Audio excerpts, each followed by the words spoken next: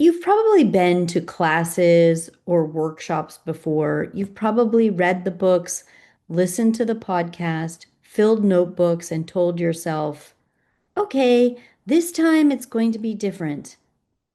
And yet, something still gets in the way. What we do at the Manor Retreat isn't about cramming in more information. It's about creating the conditions where your brain, your craft, and your writing identity finally line up. Let me explain what I mean.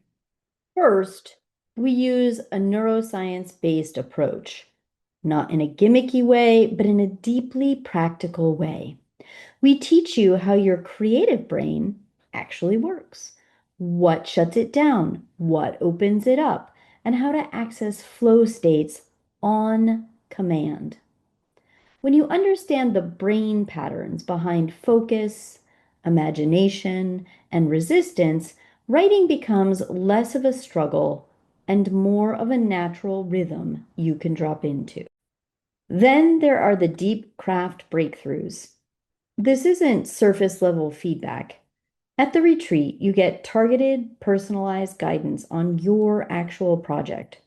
Structure, scene work, voice, tension, clarity, pacing.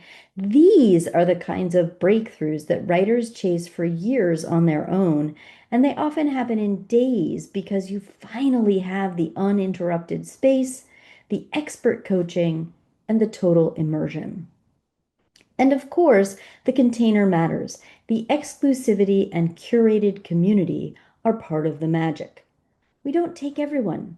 We intentionally build a group of serious, heart-centered writers who are ready to do the work and to support each other. There's no ego in the room, no chaos, no draining energy, just people who want what you want, to write something meaningful and finally feel like the writer they've always known they could be. And all of this combines into something I hear from retreat alumni again and again.